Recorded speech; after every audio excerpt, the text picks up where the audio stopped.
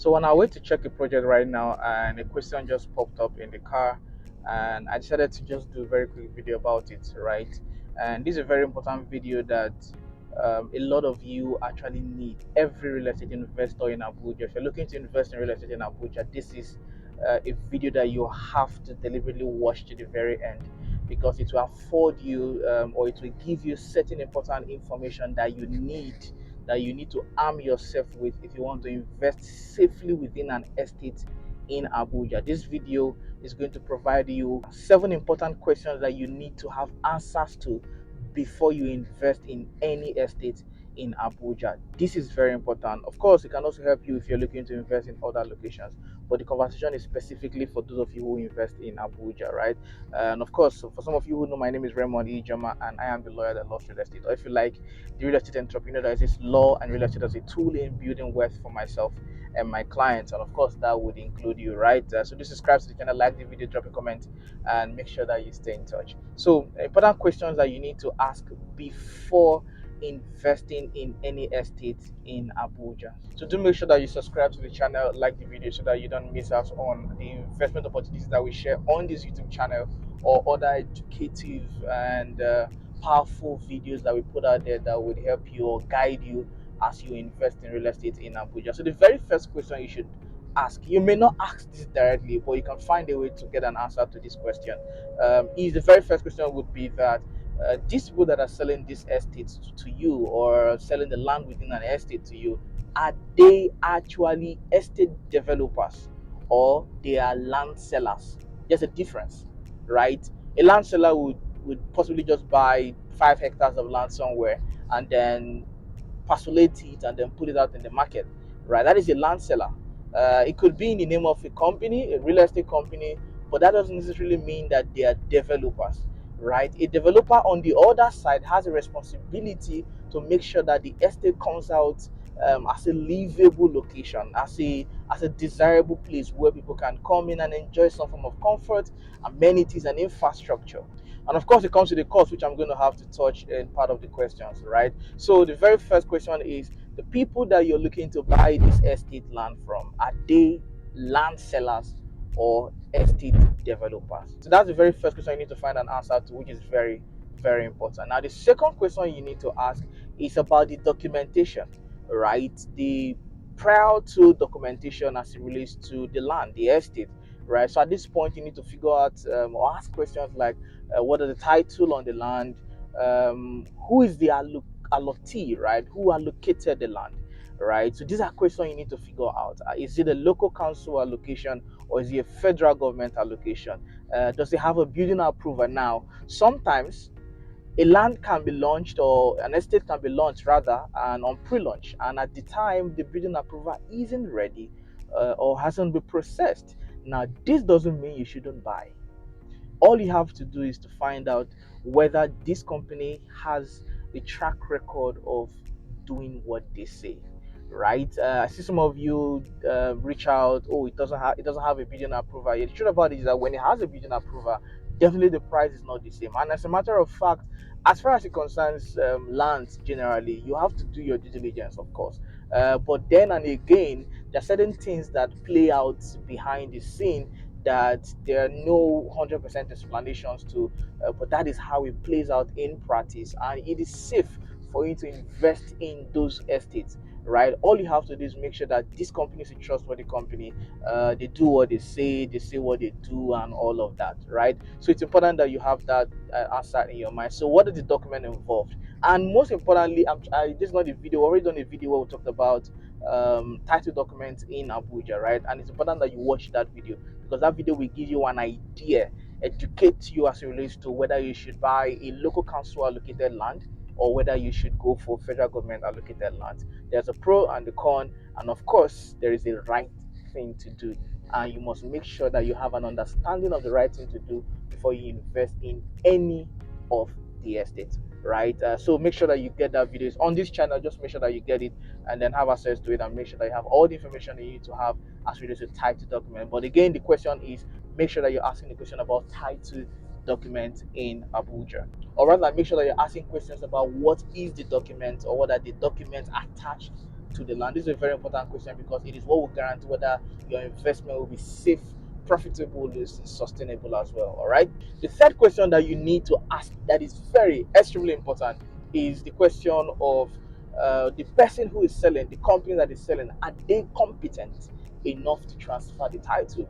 As you already know, I'm a lawyer, right? And being a lawyer, there are certain things you need to understand before you can, invest safely, really, because there's that part of the transaction where the land can be genuine, the papers can be genuine, but the person who is selling to you doesn't have the requisite power and requisite authority to sell that land to you. So this is another part of the reality that you need to find a way to establish. And most importantly, of course, there are certain times that, and yes, these documents are private documents. So at some point, it may not necessarily be handed over to you, right? So you have to also play some role, while the company plays its role as well, to make sure that you have everything that you need to invest safely. And of course, there's also that part of trust in the business. So if you can figure yourself out while working with the right company, then you are good to go. There are times that at the transactional level, the property is not totally transferred yet, but it's also okay to do transactions because, again, like I said in the previous point, if you wait till everything is 100%, then you have to pay the price of the 100%. In other words, the price is usually higher, right? So it's just certain things that happen behind the scene that you don't have to bother yourself about. The most important thing at that point is to make sure that you are dealing with the right company that knows what it is doing and also understands the legal part of the business, as well as the other implications that come up where you don't do the right thing, right? So these are the things that you need to look into to make sure that you are investing safely, rightly, and then sustainably as well. So let me go to the next point.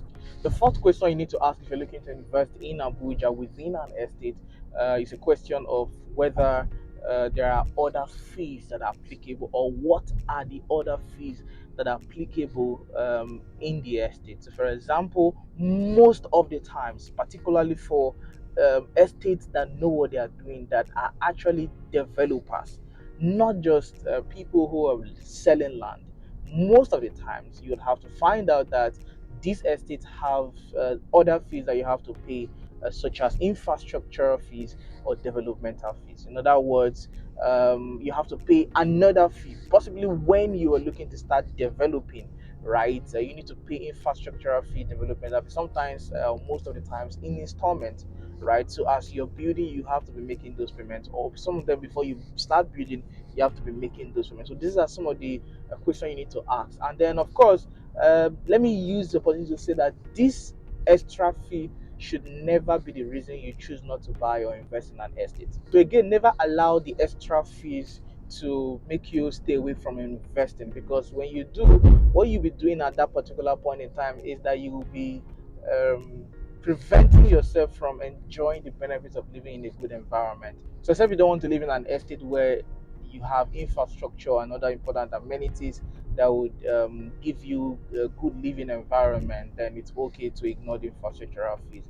But if you're looking for that place where you would have good infrastructure and good, properly maintained estate, then it's very important that you pay the infrastructural fees, and then don't consider it as a major thing, right? Just consider it as part of that cost that you have to pay to live in a good environment. So ask about the infrastructural fees and then put it in mind, so that when you want to start developing, and then you can also begin to pay that in bits. And just as part of this part of the question, or things you should find out about, also find out when you can start building, right? Or when you are expected to start building compulsorily, right? Find out if you could get an extension where applicable, because there are some estates that you need to start building within 3 months, right? Some other estates allow you to start building within 1 year, right? 2 years, depending on the location and, of course, the other terms and conditions that come with the estate. So generally figure out what the terms and conditions are generally, and just have an idea, right? So that you know what you are getting into. And of course, I've always spoken about purpose, why you are making the investment, right? So if you invest with purpose in mind, you need to find out whether those purpose are in alignment, or your purpose is in alignment with the terms and conditions that the estate is providing for you, right? So that's part of the questions you need to ask, and make sure that you have information about before you proceed with investing in an estate or a particular estate. So the fifth question you need to find an answer to is the plot sizes, right? What is a plot of land in the estate? There are different plot sizes, right? So you will not assume this. I'm saying this particularly for those people who invest within or from different locations. The average minimum wants to buy 100 by 100, right? So when he calls you, he's expecting 100 by 100, right? Not knowing that what the person is buying or looking to invest into is a 200 square meters plot, whereas his 100 by 100 is over 900 square meters.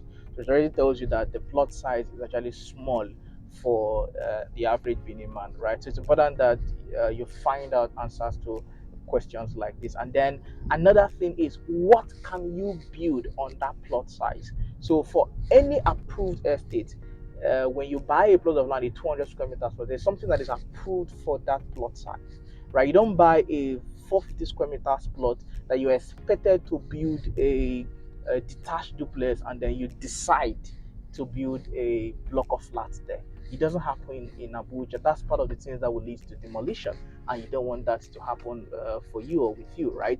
It's important that you find out what that plot size, what you expected to build on that plot size. That's a very important question to ask. The sixth question you should find an answer to is the question of the document. What document am I going to get after I make the purchase?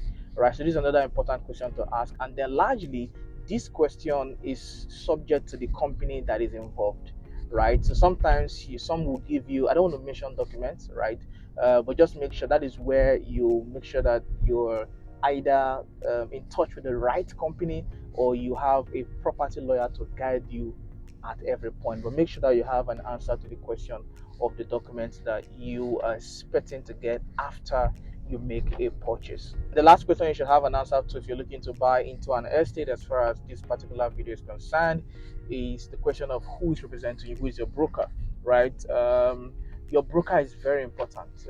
Is that broker um, does that broker have the right to represent you in that particular transaction, or can that broker represent you properly? Some of you involve your relations, which is okay, but just make sure that your relation understands what is applicable per time, right? So if you have a broker that understands, that is legally smart, that is okay. If you don't have a broker that is legally smart, make sure that you have a broker that knows what he's doing, as well as bring in also a property lawyer that can guide you, because you don't want to do any transaction without involving a legal mind, somebody who understands. So again, like I said, if the broker or realtor is legally sound, right, legally smart, understands a bit of the law, then it's okay to proceed, knowing that you have somebody who is looking out for your interest legally, right? So just figure out generally who is representing you, how qualified is this person, how experienced is this person to represent you, and generally,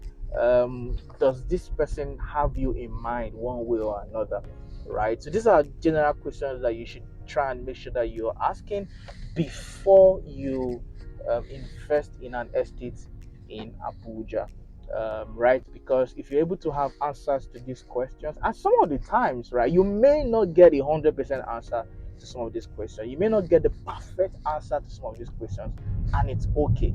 That is where the role of trust comes in. You can't do the business of real estate or investment generally without some level of trust involved, right? And again, we've always said that trust is earned, you don't demand for it, right? So if this developer or if this broker, if this agent, one way or another, has given you reasons to trust them, then trust them to represent you efficiently, right? And of course, that's where a track record also comes in, pedigree also comes in, reputation also comes in, track record also comes in. So if you have all of these things sorted one way or another, if you invest the right way, trust me, you will be glad that you invested in real estate in Abuja, because within an estate there's more security. The other benefit, I think that will be another video. I'll use another video to talk about the importance of investing in an estate in Abuja, and I'm sure you'll be interested in that. So just subscribe to the channel, like the video, drop a comment, and make sure that you stay in touch with the brand, because right here we are building wealth through real estate. We're almost at the place that we're going, and I'm hoping that this was a great chat with you. Even though I had to be in a rush with some of the conversations, right? So enjoy the rest of your day. And if you're looking to invest in real estate in Abuja, in an estate or outside of an estate, you're a developer looking to buy bulk land, you can reach out to the number on your screen. My name again is Raymond Ijama, and I am the lawyer that loves real estate. Enjoy the rest of your day, and bye bye.